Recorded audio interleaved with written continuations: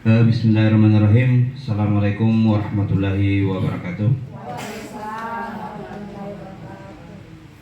Yang terhormat rekan-rekan guru,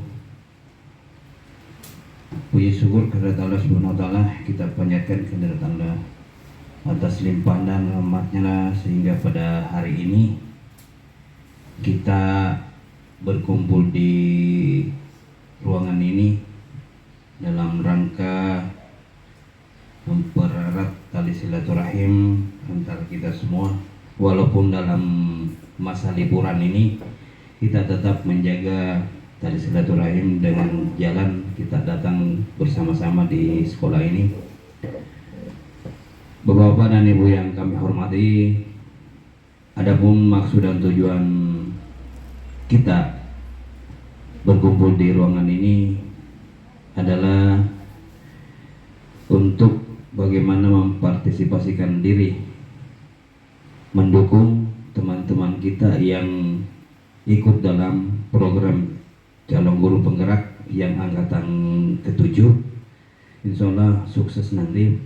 Dan adapun maksud dan tujuan hari ini adalah pengimplementasian atau berbagi pemahaman tentang budaya positif ini yang berlangsung atau bertujuan pemahaman positif bagi kita semua, baik di lingkungan masyarakat, peserta didik maupun dari semua kita sebagai tenaga pengajar.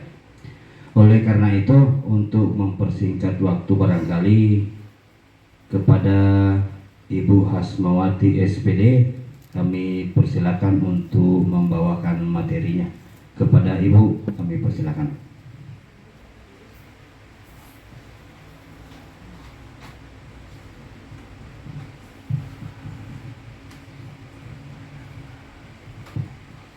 Oke, Assalamualaikum warahmatullahi wabarakatuh. Rekan-rekan sekalian, dan saya akan membagi sedikit pemahaman dan pengalaman kami, yaitu tentang budaya positif.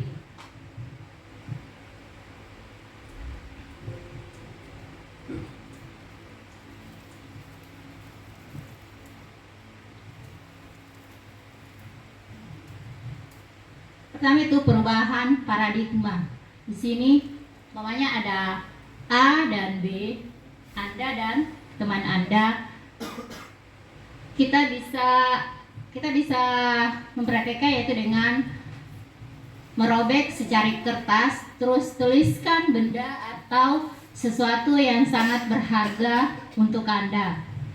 Letakkan di salah satu tangan Anda dan genggam dengan segala daya kekuatan, buat sebuah kepalan. Apakah rekan-rekan ingin mempraktekannya? Oke. Selanjutnya, teman akan mencoba dengan sekuat tenaga dengan berbagai cara untuk meminta Anda memberikan benda tersebut. B, itu teman Anda, dia akan berusaha dengan membujuk, bisa mengancam, menghardik, merayu, pokoknya segala upaya agar Anda mau membuka kepalan tangan Anda. Apa yang terjadi? Apakah kalian bersedia membuka kepalan tangan tersebut? Bersedia. Tidak. Oke.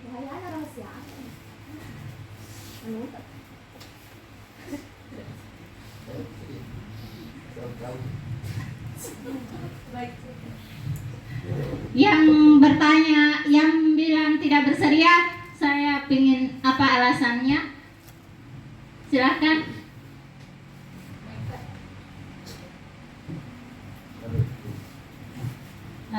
Terima kasih atas kesempatan yang diberikan kepada saya. Saya di sini tidak bersedia membuka kepalan tangan saya.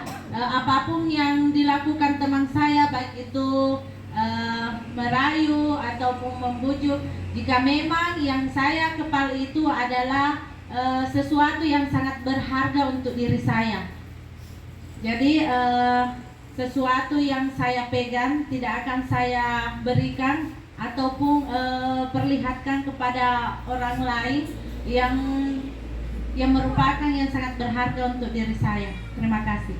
Oke, terima kasih Bu Numbria. Ya, beliau memiliki alasan yang sangat kuat. Dia tidak akan membuka kepalan tangannya meskipun dengan segala bujuk, bahkan meskipun diancam, karena itu merupakan salah satu yang penting buat beliau. Yang menjawab akan membuka, apa ada yang bisa memberikan alasan? Ya, makasih atas kesempatan yang diberikan kepada saya.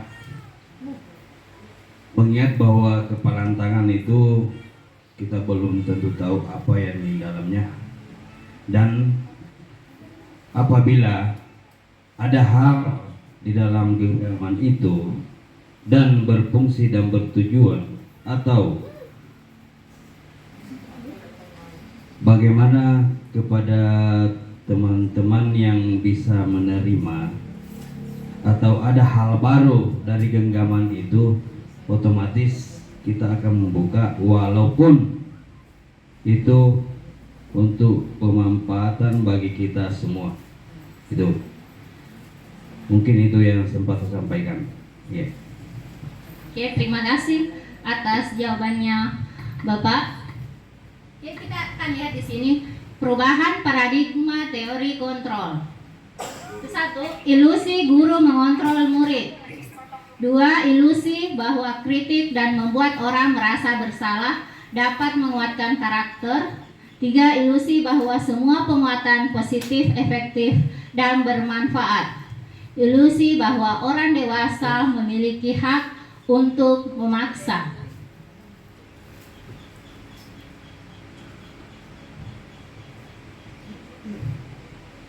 Perubahan paradigma stimulus respon teori kontrol. Siapakah sesungguhnya yang memiliki teori kontrol?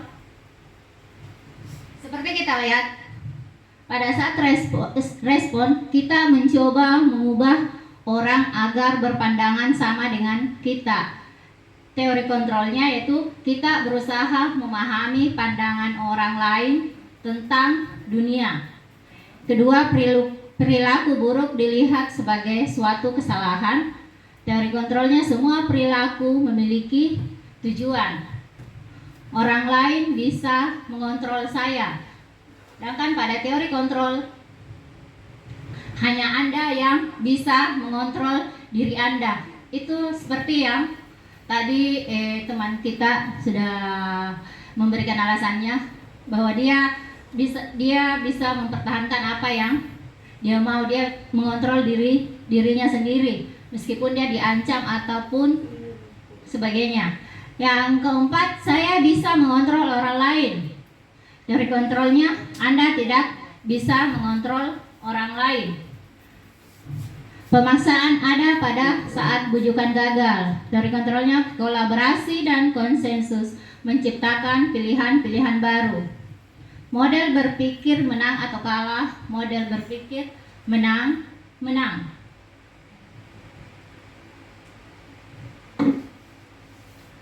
Sini disiplin positif berdasarkan teori kontrol yang dikemukakan oleh Dr. William Glasser. Di mana pertama itu Anda tidak bisa mengontrol orang lain, hanya Anda yang bisa mengontrol diri Anda. Jadi kita tidak bisa mengontrol orang lain, hanya kita yang bisa mengontrol diri kita sendiri. Di mana makna disiplinnya yaitu belajar kontrol diri dengan menggali potensi kita agar tercapai tujuan mulia, yaitu sesuatu menjadi seseorang yang kita inginkan berdasarkan nilai-nilai yang kita hargai. Yang kedua, semua perilaku memiliki tujuan. Itu di teori motivasi. Ada 3, yaitu 1 untuk menghindari hukuman, 2 untuk mendapatkan imbalan, 3 untuk menghargai diri sendiri. Di mana itu akan menimbulkan nilai-nilai kebajikan universal yang akan menghasilkan keyakinan kelas. Model berpikir menang-menang dan kolaborasi dan konsensus menciptakan pilihan-pilihan baru. Itu terdapat 5 posisi kontrol kita sebagai guru, yaitu penghukum, pembuat rasa bersalah, sebagai teman, sebagai pemantau dan sebagai manajer. Dalam 5 posisi kontrol yang paling efektif kita sebagai guru bisa sebagai manajer yaitu apabila ada murid kita yang melakukan kesalahan, kita bisa menerapkan segitiga restitusi, yaitu 1. Menstabilkan identitas, 2. Validasi kebutuhan, 3. Menanyakan keyakinan. Jadi kita tidak langsung memberikan hukuman pada siswa tersebut jika dia melakukan kesalahan atau melanggar peraturan. Jadi kita sebaiknya melaksanakan tahap-tahap segitiga restitusi tersebut. Yang keempat, realitas kebutuhan kita berbeda. Kita berusaha memahami pandangan orang lain tentang dunia. Setiap orang memiliki gambaran berbeda, di mana kita mempunyai 5 kebutuhan dasar manusia. Yang pertama, bertahan hidup, penguasaan, kasih sayang, rasa diterima, kesenangan, dan kebebasan.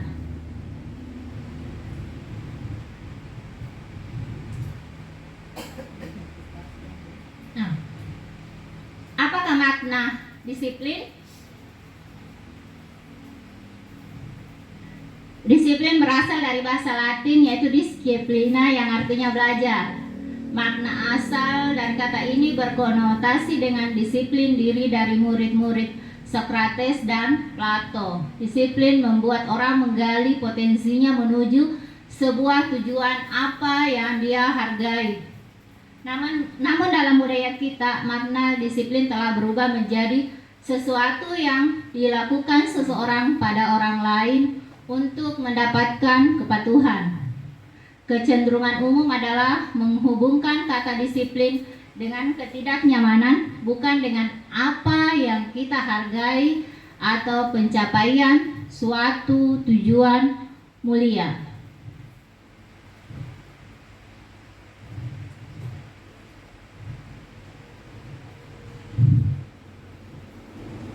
Di sini tentang nilai-nilai kebajikan universal.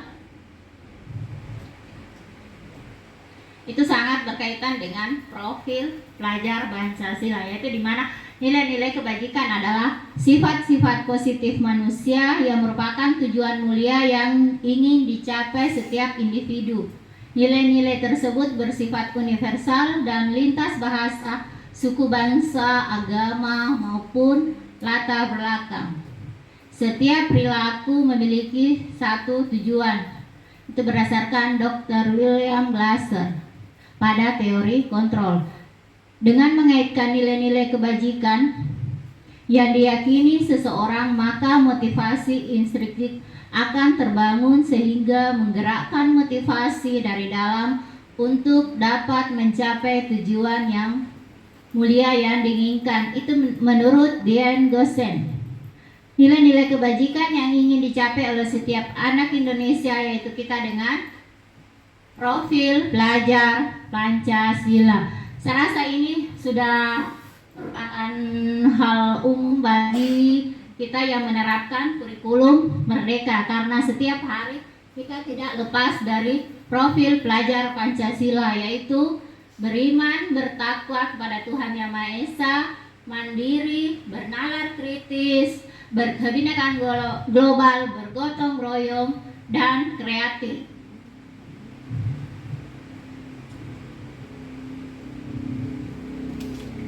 Sini saya akan menjelaskan antara teori motivasi, hukuman, dan penghargaan, serta restitusi, seperti yang sebelumnya saya singgung.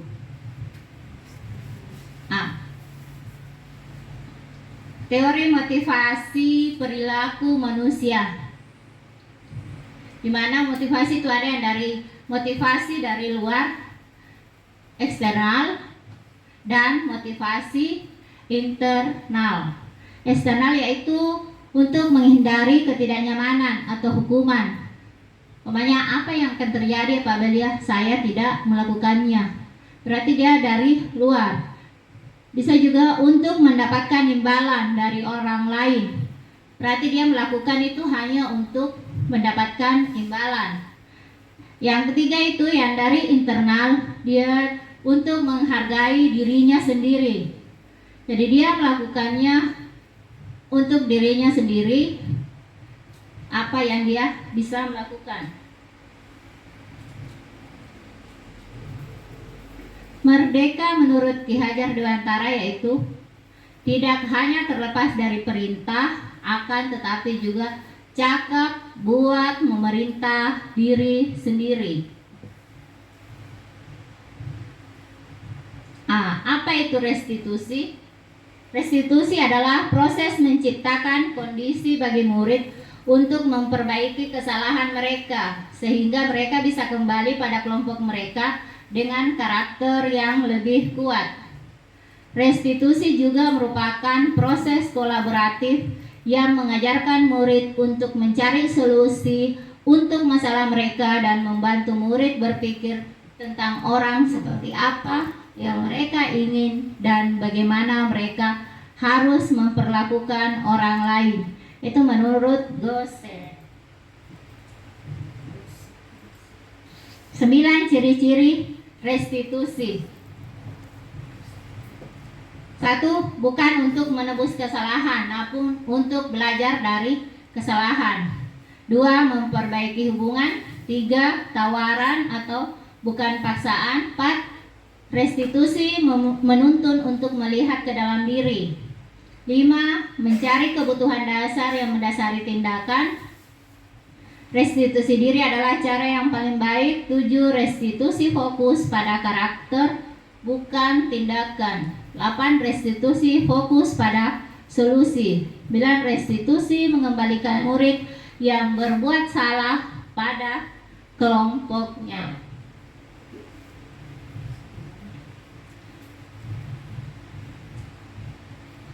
Selanjutnya saya akan memaparkan tentang keyakinan kelas. Saya rasa ini tidak jauh dari di kelas kita.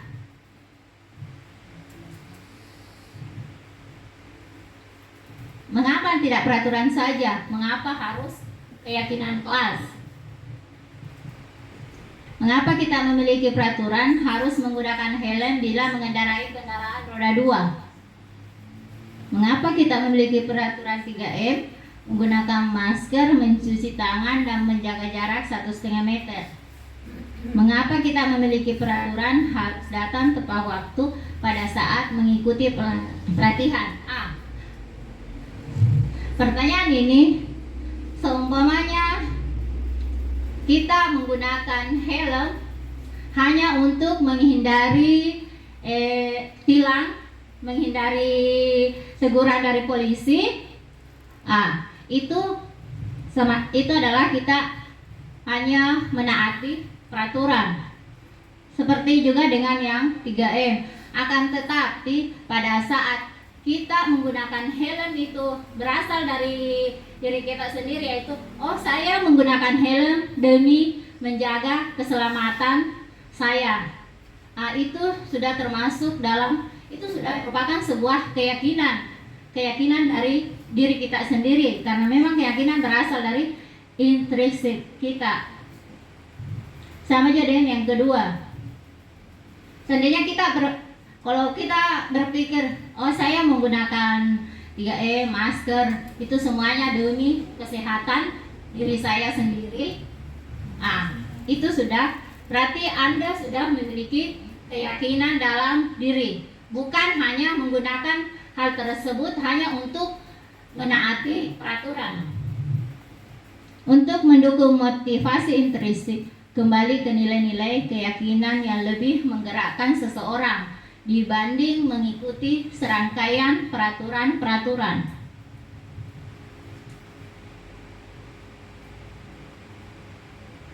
Sini ada budaya positif, lingkungan positif, keyakinan kelas, peraturan kelas. Itu dimana dari kecilnya itu kita peraturan kelas dulu. Kita akan membuat peraturan kelas. Dari peraturan kelas atau kesepakatan kelas itu akan menghasilkan keyakinan kelas. Setelah kita semua siswa di dalam kelas itu telah memiliki keyakinan kelas masing-masing, maka akan terjadi lingkungan positif. Jika sudah terjadi lingkungan positif, otomatis budaya positif akan terbiasa, akan mudah diterapkan. Jadi itu adalah langkah-langkahnya. Mulai kita dari kelas dulu, peraturan kelas atau kesepakatan kelas. Dan dari kesepakatan kita akan membuat kalimat-kalimat positif yang akan menimbulkan keyakinan kelas.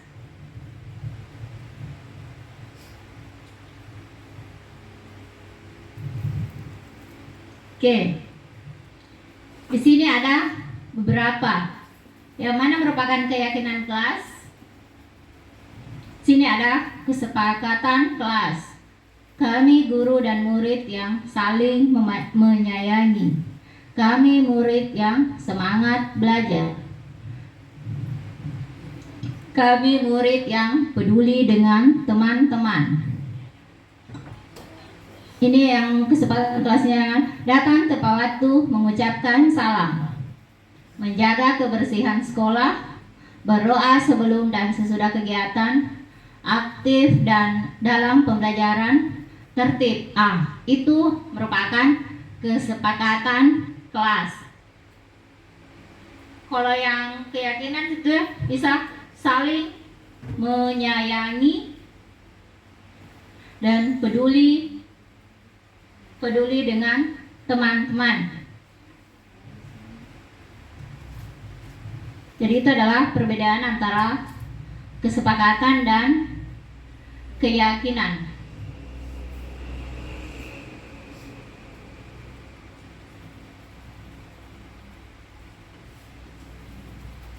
Kegiatan pendalaman keyakinan kelas ya dengan menggunakan tabel T dan Y. Bana hormat, kami meyakini bahwa sangat penting untuk menghormati semua orang dan barang milik orang lain.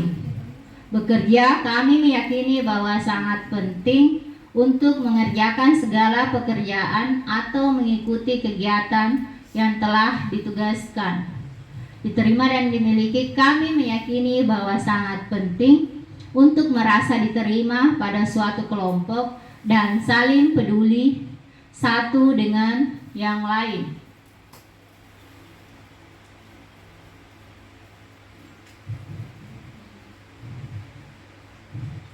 Di sini kita bisa lihat pada hormat tampaknya seperti itu datang tepat waktu.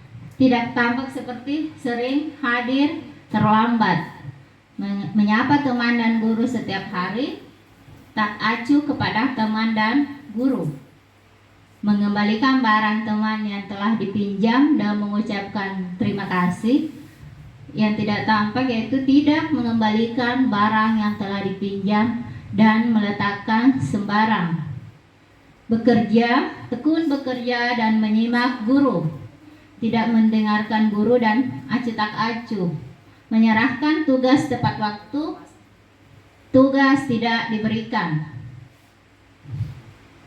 Mana sini kalau hormat dia terdengar, pokoknya satu orang berbicara, yuk saya bantu, kita bisa selesaikan ini bersama. Terima, tolong ya, permisi, boleh saya pinjam? Nanti akan segera saya kembalikan. Jadi itu dia menghormati sesuatu teman. Dia bisa terlihat yaitu dengan berempati terhadap perasaan orang lain, memegang barang orang lain ketika sudah meminta izin, mendengarkan dengan seksama dan senantiasa berbuat baik dan berbagi. Sedangkan dalam perilakunya yaitu tersenyum ramah, memberikan salam hormat atau berjabat tangan, meletakkan tangan di dada dan saling, memberikan ruang bekerja dan postur tubuh yang tenang.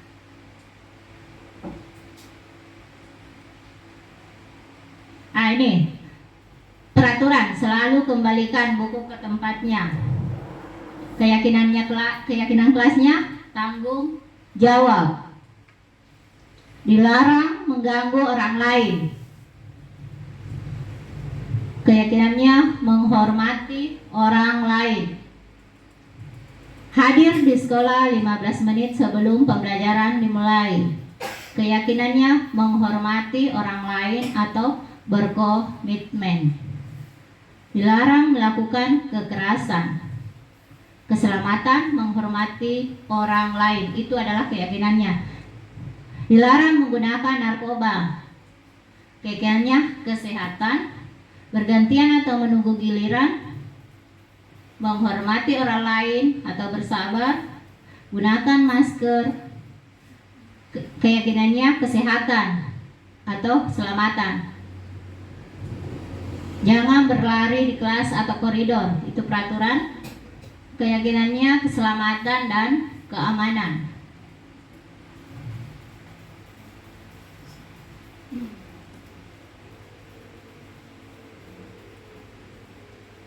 Oke, sebelumnya apakah sudah pahamin tadi tentang perbedaan peraturan dan keyakinan, atau adakah yang pertanyaan? Atau saya akan lanjut ke materi selanjutnya? Oke.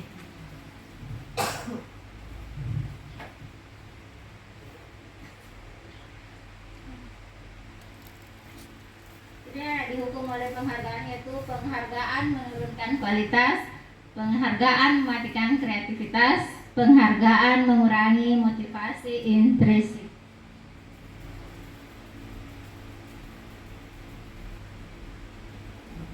Mencatat 100 kali di dalam buku kalimat. Makanya nih guru memberi hukum saya tidak akan terlambat lagi karena terlambat ke sekolah. Itu dia termasuk hukuman. Lari mengelilingi lapangan basket 2 kali karena terlambat hadir di sekolah. Termasuk hukuman atau konsekuensi? Hukuman. Murid diminta untuk push up 15 kali karena tidak menggunakan masker ke sekolah. Termasuk apa ini Bapak Ibu? Hukuman.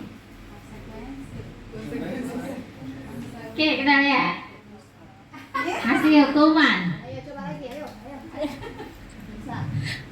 Menggantikan kertas tugas teman yang telah dicoret-coret. Oke, benar. Membersihkan tumpahan air di meja tulis karena tersenggol pada saat belajar. Kita lihat. Oke. Murid tidak disuruh untuk mengenakan sepatu seharian di sekolah karena tidak mengenakan sepatu hitam. Hukuman.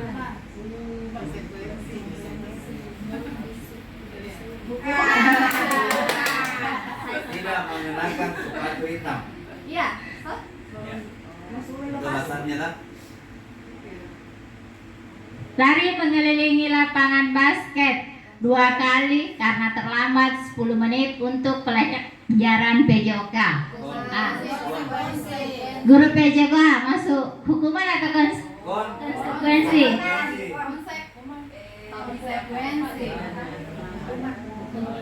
Terlambat 10 ini. 2 jawaban ya. Coba saya mau tanya guru PJOK-nya, termasuk hukuman atau konsekuensi? Karena ini tuh yang terlambat ada hukuman. Yang terlambat ini ada terlambat 10 menit. Oke, kita lihat. Konsekuensi. Ini ada tuh 10 menit. Dia ada 10 menit. Berarti sebelumnya Kenapa? Itu kan di atas. Dia di atas terlambat, cuma terlambat. Terlambat tuh saya terlambat hadir di sekolah. berarti ini dia sebelumnya dia sudah ada ya, dia akan memiliki konsekuensinya. Jika terlambat 10 menit beda dengan terlambat saya atau dengan terlambat 10 menit. Berarti di sebelumnya memang dia sudah ada peraturannya, konsekuensinya itu. Terlambat 10 menit berarti lari mengelilingi lapangan. Lewat 10 menit, 5, nah terlambat konsekuensi. Berarti kesimpulannya apa bedanya hukuman dengan Ya, silakan jelaskan hukumannya. Ayo pindah aja. ini perlu jangan sampai nanti kita kesini. Kita akan lihat di sini apa perbedaannya. Hukuman itu sesuatu yang menyakitkan atau harus terjadi. Kalau konsekuensi sesuatu harus terjadi. Hukuman membuat anak sakit, maksudnya dia untuk jangka waktu lama, sedangkan konsekuensi jangka waktunya pendek. Dia merasa tidak nyaman tapi dalam jangka waktu pendek. Kalau hukuman dia agak lama. Hukuman anak membenci kedisiplinan, konsekuensi anak menghargai disiplin. Karena dia sudah tahu, oh kalau saya terlambat ini, pasti saya terlambat 10 menit, saya akan jadi meskipun dia tidak disuruh, dia akan melakukannya karena dia sudah menghargai disiplin itu. Hukuman itu paksaan. Kan kadang ada juga anak-anak bandel. Ya. Padahal konsekuensinya itu stimulus atau tanggapan. Hukuman mendorong anak menyakiti diri sendiri. Konsekuensi mendorong anak agar mudah menyesuaikan diri. Hukuman konsep diri yang buruk, konsekuensi konsep diri yang baik. Hukuman anak belajar untuk menyembunyikan kesalahan. Karena dia tahu dia salah. Kan terkadang anak-anak dia tidak mau menampakkan, dia bersembunyi, dia menyembunyikan kesalahannya. Sedangkan kalau konsekuensi, dia belajar untuk mematuhi peraturan. Hukuman marah, ada perasaan marah, rasa bersalah, diperlakukan, dan merasa tak dihargai. Sedangkan jika konsekuensi, yaitu dia kehilangan hak, dibuat tidak nyaman, diasingkan untuk sementara.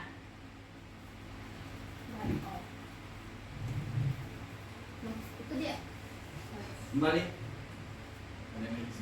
Oke, apa ada yang itu yang terakhir? Tapi waktu begini. Oke, baik, terima kasih.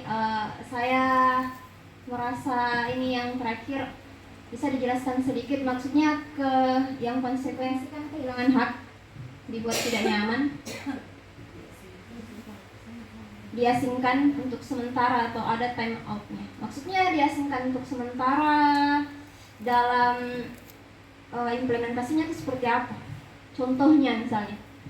Oh mungkin di sini contohnya seperti yang tadi, pada saat dia terlambat 10 menit PJK, dia akan mengelilingi lari mengelilingi lapangan.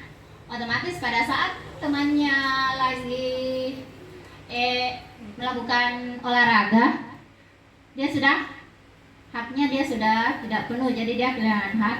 Itu tadi yang dibilang diasingkan untuk sementara. Saya rasa itu tadi pada saat dia mengelilingi lapangan, dia sudah kayak time out, dia sudah kayak diasingkan karena dia tidak bersama dengan teman-temannya, hanya dia sendiri yang mengelilingi lapangan tersebut. Dia tidak bergabung dengan teman yang lain pada yang melaksanakan olahraga. Saya rasa itu maksudnya yang diasingkan untuk sementara. Oke, baik. Kalau yang masalah kehilangan hak Itu tadi yes. kan dia terlambat 10 menit. Seumpamanya dia otomatis dia sudah kehilangan haknya, dia tidak melaksanakan semua kegiatan PJOK itu secara menyeluruh. Dan dia kan sudah terlambat, belum lagi melaksanakan konsekuensinya itu, dia sudah kehilangan beberapa menit.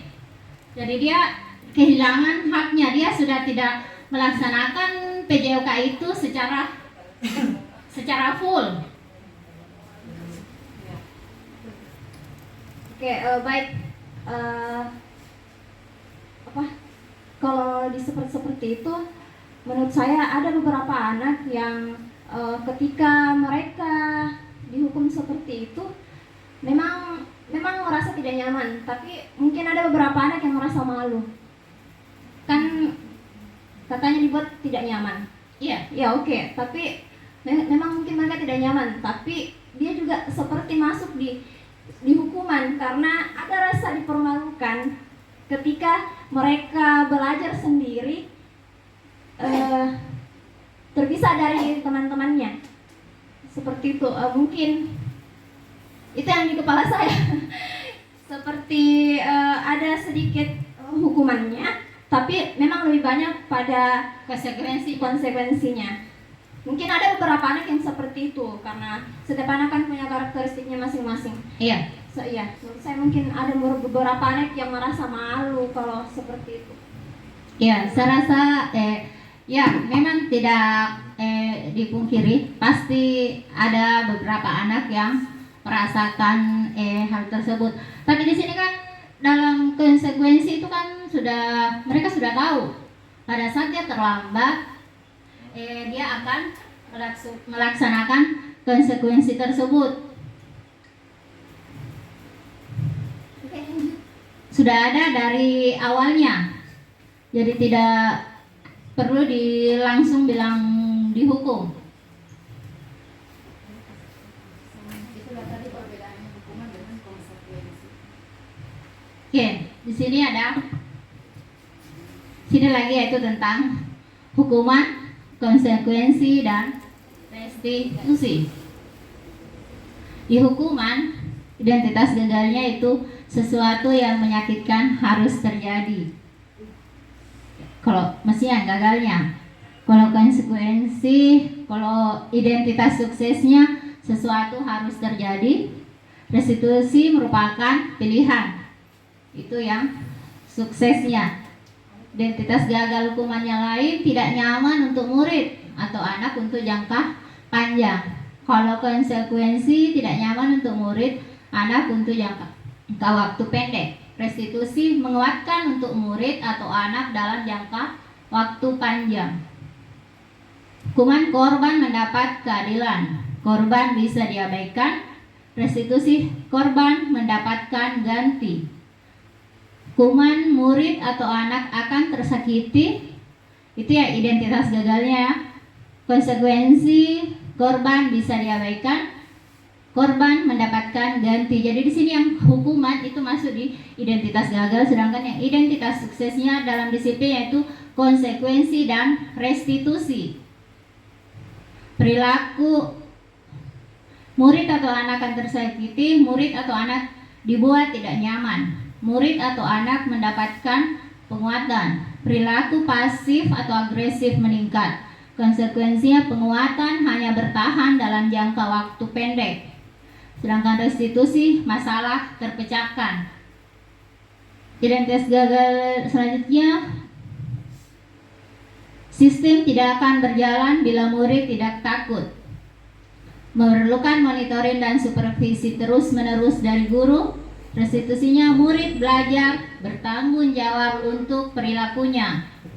Hukuman berlaku hanya pada sebuah institusi, tidak berlanjut pada kehidupan nyata. Sedangkan konsekuensi membantu penerapan mengikuti peraturan dalam masyarakat. Fokus pada pemecahan masalah dalam jangka waktu panjang.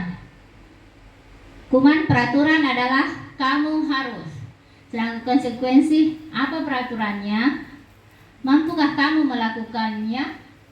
Terima kasih. Restitusi apa yang kamu yakini? Apa yang bisa kamu lakukan untuk memperbaiki masalah ini? Jadi ini kata-kata yang sering sekali pada saat kita melakukan restitusi. Segitiga restitusi. Jelas hukumnya itu murid, anak, atau membenci peraturan. Tapi kalau pada saat konsekuensi, anak itu dia menghormati peraturan. Restitusi, anak menghormati dirinya dan orang lain. Jadi kesimpulannya itu hukuman itu negatif, konsekuensi netral, dan restitusi itu positif.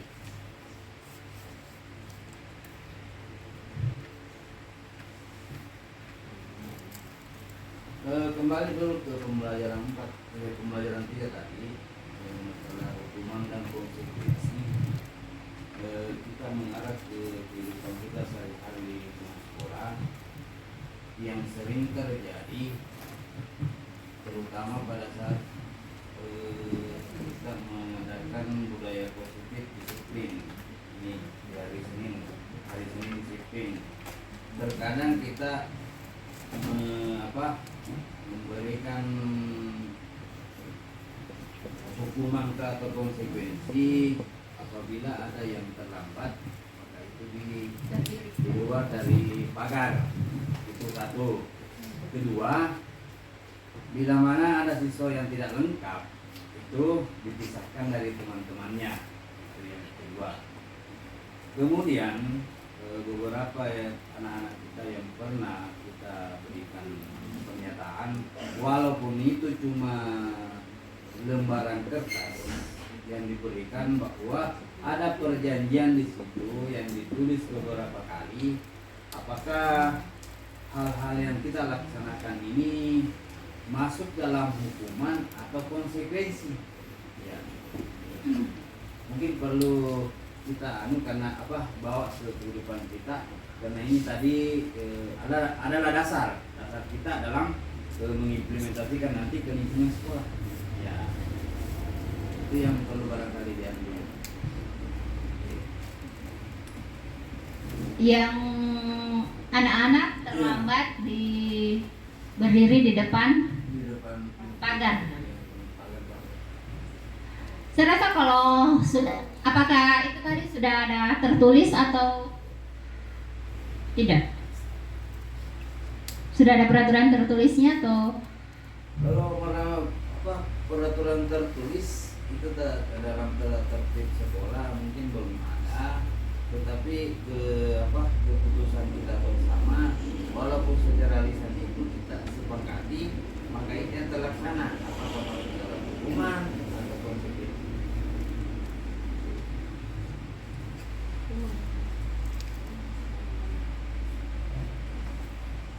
Yang perlu barangkali dulu, karena sampai kita nanti bingung dalam menentukan kebijaksanaan dalam lingkup sekolah sendiri.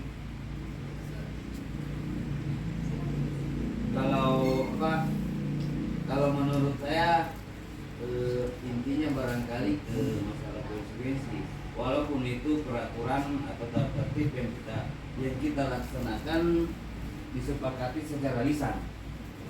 Kalau menurut saya, kenapa? Karena ini untuk bagaimana melatih anak-anak dalam hal kedisiplinan, yang pertama. Kedua, hubungannya tadi dengan pernyataan Bu Mega bahwa hal yang tidak nyaman, disinilah fungsi kita sebenarnya. Bagaimana menetralisir, bagaimana menetralkan kembali anak-anak ini, jangan sampai beban pikirannya dari hukuman. Makanya itu selesaikanlah sebelum dia kembali. Bagaimana dia datang, itu dia kembali. Jangan sampai nanti itu bebannya menurut hukuman, itu yang dibawa pulang. Ini dengan cara bagaimana kita mendekati, jangan kita menjauhi anak yang pernah kita hukum. Bagaimana kita mengambil perasaan ini anak, supaya dia merasa senang kembali, walaupun dia sudah dihukum. Mungkin hal itu yang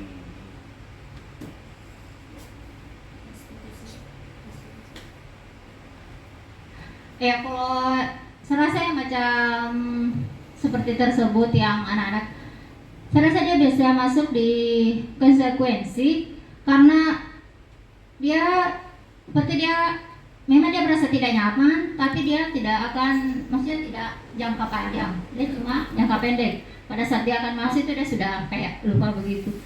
Dan di sini kayaknya anak-anak dia mereka sudah tahu pada saat terlambat dia akan di luar, meskipun itu pintunya tidak tergembok, dia tidak akan memaksa masuk. Dia tidak akan memaksa masuk, padahal meskipun dia bisa. menerobos. Bisa menerobos.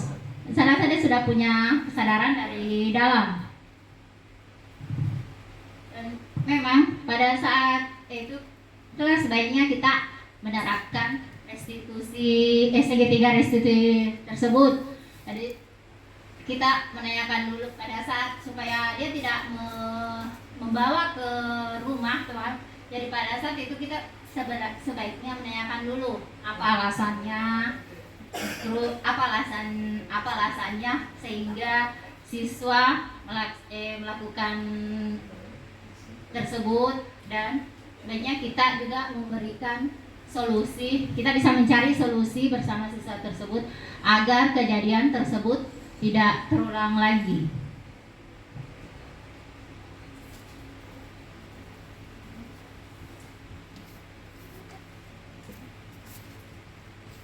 Oke, di sini ada kebutuhan dasar manusia. Saya rasa kita semua tahu, kita sebagai manusia yaitu ada kasih sayang dan rasa diterima. Kita pasti merasa kesenangan. Kita juga butuh kebebasan dan kita juga penguasaan. Intinya yaitu bertahan hidup.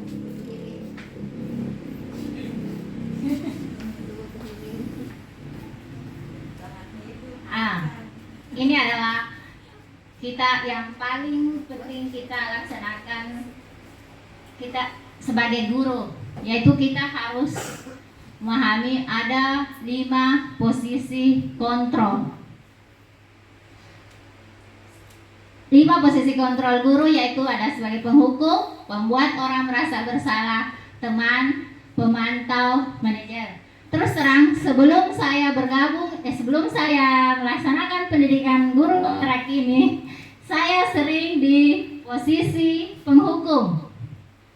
Tapi pada saat sudah mempelajari modul ini, saya akan berusaha agar bisa menjadi teman atau lebih-lebihnya yaitu sebagai manajer, karena itu merupakan posisi yang paling ideal bagi sebagai guru.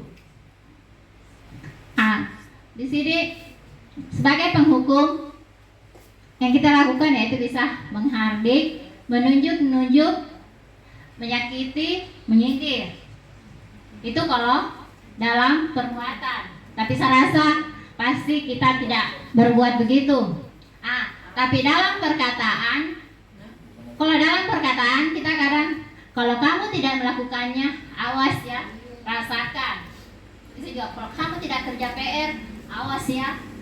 Dia itu sudah termasuk kata-kata dalam sebagai penghukum.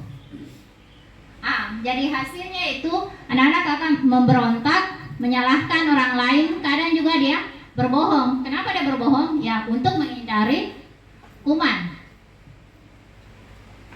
Kalian kaitan dengan dunia berkualitas, yaitu kalau penghukum, murid meletakkan guru di luar dunia berkualitas. Murid berkata, biarkan saja, nanti juga marah-marah lagi. Dampaknya pada murid, yaitu dia akan mengulangi kesalahan tersebut. Jika seorang guru berada di posisi penghukum. Di posisi kontrol kedua yaitu pembuat orang merasa bersalah. Itu kalau dalam perbuatan kadang berceramah dan mengatakan seharusnya siswa begini, ibu kecewa karena dalam perkataan yaitu kamu sudah tahu, ibu lelah sekali mengatakannya, ibu stres. Itu kalau jadi dia akan membuat siswa itu merasa bersalah. Dia bilang, saya merasa gara-gara saya ini, guruku begini. Jadi dia membuat gurunya, jadi dia bisa, itu dia sebagai guru jika berada dalam posisi pembuat orang merasa bersalah. Jadi hasilnya siswa akan menyembunyikan atau menyangkal atau berbohong karena dia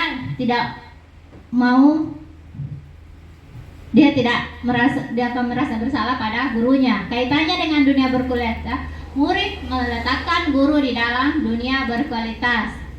Murid berkata, maafkan saya, Dampak pada murid, murid akan merasa rendah diri. Karena dia kan pasti tidak enak, oh saya bersalah saya menyebabkan guru saya begini. Pada saat di posisi ketiga yaitu guru sebagai teman, di mana kita bisa membuatkan alasan-alasan untuk muridnya. Di mana guru berkata, ayolah lakukan demi ibu. Masa kamu tidak mau? Ingat tidak, ibu pernah bantu. Hasilnya akan ada ketergantungan siswa dengan murid dan siswa dengan guru. Kaitan dengan dunia berkualitas, murid meletakkan guru sebagai orang yang sangat penting di dunia berkualitas karena dia akan dia sudah merasa tergantung. Murid berkata, saya pikir bapak, ibu, atau teman saya. Ternyata begitu. Dampak pada murid lemah, tidak mandiri, dan tergantung. Adanya ketergantungan. Posisi keempat yaitu guru sebagai pemantau. Mana menghitung dan mengukur. Guru berkata, apa peraturannya? Hasilnya menyesuaikan diri bila diawasi. Kaitan dengan dunia berkualitas, murid meletakkan guru, peraturan dan hukum di dunia berkualitas. Murid berkata, berapa banyak bintang yang saya harus peroleh? Mengapa? Berapa halaman yang harus saya tulis? Dampak pada muridnya menitik beratkan pada sanksi atau hadiah untuk dirinya. Jadi dia hanya berdasarkan sanksi ataupun hadiah yang akan dia terima. Posisi ideal kita sebagai guru yaitu sebagai manajer, di mana guru akan mengajukan pertanyaan-pertanyaan. Misalnya, apa yang kita yakini? Apa yang bisa kau kerjakan untuk memperbaiki masalah ini? Itu juga sudah masuk ada dalam tahap restitusi. Jadi dia hasilnya menguatkan pribadi. Kaitan dengan dunia berkualitas, murid meletakkan dirinya sebagai individu yang positif dalam dunia berkualitas. Murid berkata, bagaimana caranya saya bisa memperbaiki keadaan? Dampak pada murid mengevaluasi diri, bagaimana cara memperbaiki diri. Marilah kita berupaya bersama-sama untuk memposisikan diri kita guru sebagai manajer. Karena itu merupakan hal yang paling ideal.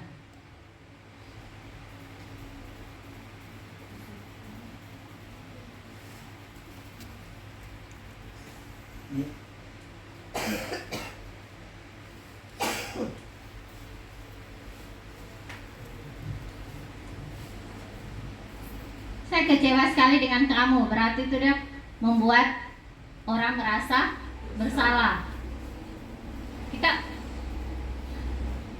Kita mungkin pernah, dan saya pribadi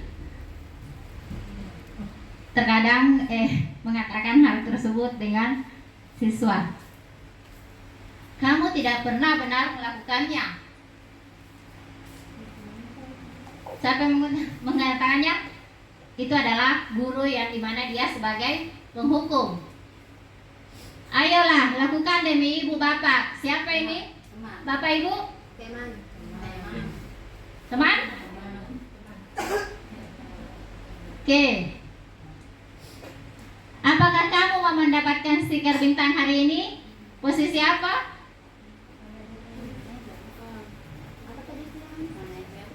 Ada pemantau, ada manajer. Manajer. Oh, orang strip manajer. Lanjutnya, bagaimana kamu bisa menyelesaikan masalah ini? Manajer ini. Kamu selalu yang paling terakhir. Penjat mental. Merasa bersalah. Nah, mana? Penghukum atau rasa bersalah? Penghukum.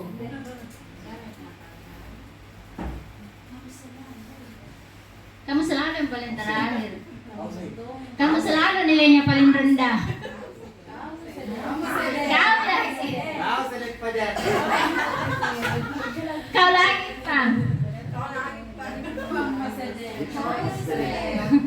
Ya kena mau sedek.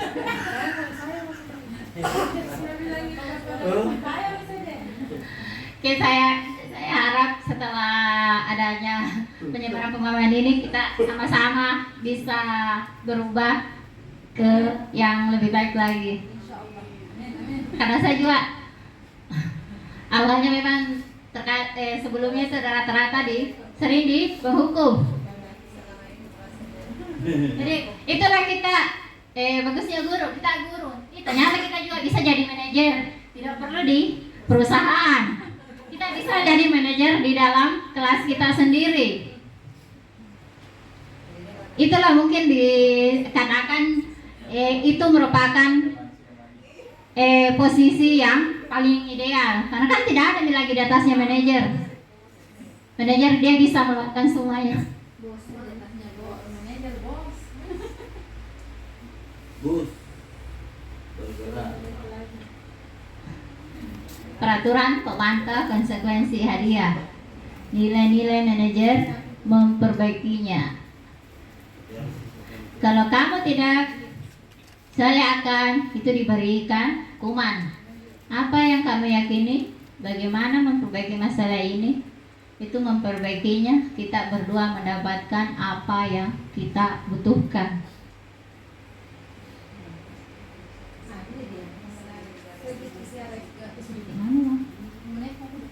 Pintu nih.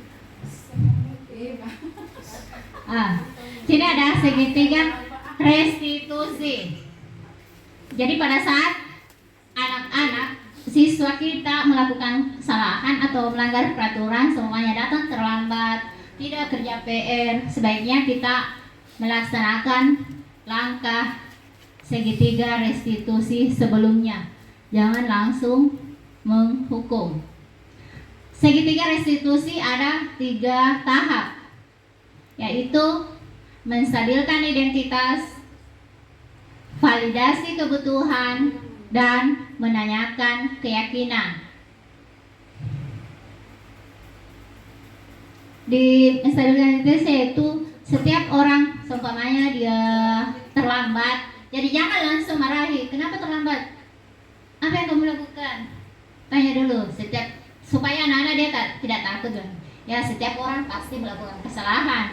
Ibu juga pernah. Jadi kamu bukan satu-satunya yang pernah melakukan ini. Jadi itu anak-anak dia tidak langsung down. Selanjutnya itu validasi kebutuhan. Tanya, kamu tentu punya alasan mengapa melakukan itu. Kamu pasti punya alasan kenapa terlambat ke sekolah. Maka siswa akan menjawabnya. Setelah itu, kita akan bertanya, adakah cara yang lebih efektif untuk mendapatkan apa yang kamu butuhkan? Apakah cara yang bisa supaya siswa tersebut tidak terlambat? Menanyakan keyakinan. Nah, bisa seperti kita kan sudah mempunyai keyakinan kelas. Kira-kira nilai apa yang telah kamu langgar? Kamu ingin menjadi orang yang seperti apa? Jadi itu anak tersebut dia pasti akan mengingat keyakinan kelasnya. Seumpamanya dia terlambat ke sekolah, dia bilang, ya Bu, disiplin. Dia telah melanggar keyakinan disiplin. Dia akan sadar hal tersebut.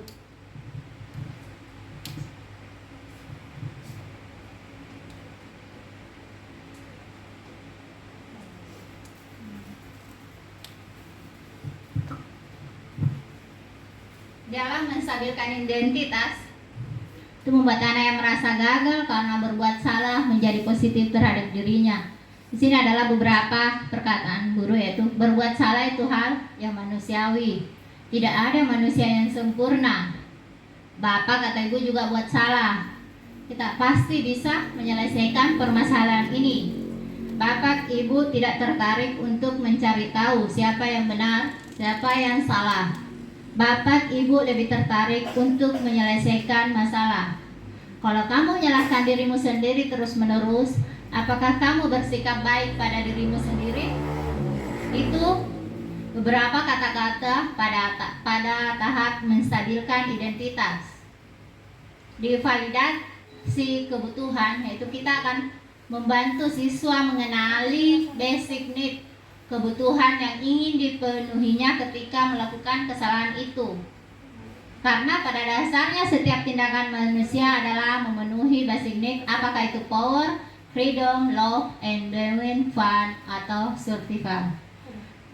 Di mana biasanya guru akan berkata, kamu bisa saja kan melakukan hal yang lebih buruk, tapi kamu tidak melakukannya. Umpamanya kalau terlambat kan, kamu bisa saja tidak datang ke sekolah karena kan sudah terlambat, tapi kan kamu tidak melakukannya. Kamu pasti punya alasan mengapa melakukannya. Alasan kenapa terlambat. Apa yang penting bagi kamu? Kamu boleh tetap berusaha menjaga sikap itu, tapi tambahkan sikap yang lain yang baru. Maukah kamu belajar cara lain untuk mendapat yang kamu butuhkan tanpa harus memukul? Apakah kamu bisa melakukan dengan lebih baik besok lagi?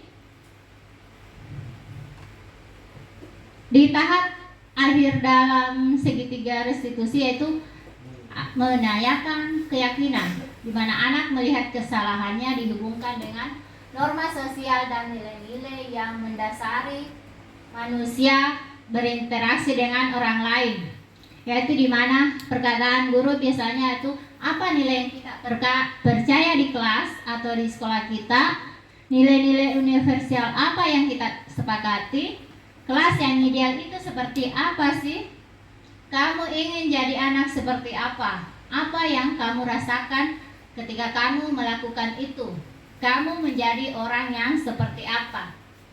Ya, jadi itulah 3 tahap dalam segitiga restitusi. Kita sebagai guru sebaiknya menerapkan hal tersebut di dalam kelas pada saat ada siswa melanggar atau tidak mematuhi peraturan.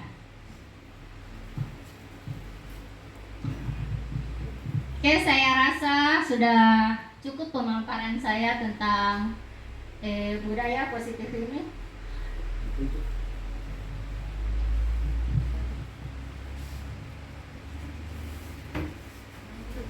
Persilakan saya kembalikan ke moderator kembali.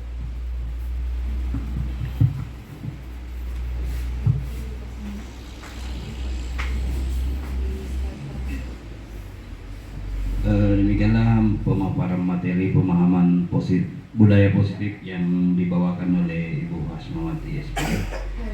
Atas pemaparannya kami ucapkan banyak terima kasih dan semoga bermanfaat bagi kita semua, utamanya bagi saya pribadi. Selanjutnya barangkali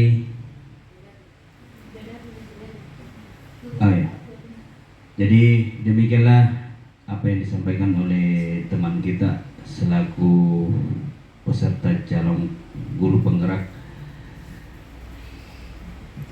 dan terima kasih atas partisipasi dari teman-teman kita atas dukungannya terhadap ibu guru yang membawakan materi tadi. Atas perhatiannya kami ucapkan banyak terima kasih. Wabillahi taufiq wal hidayah. Wassalamualaikum warahmatullahi wabarakatuh.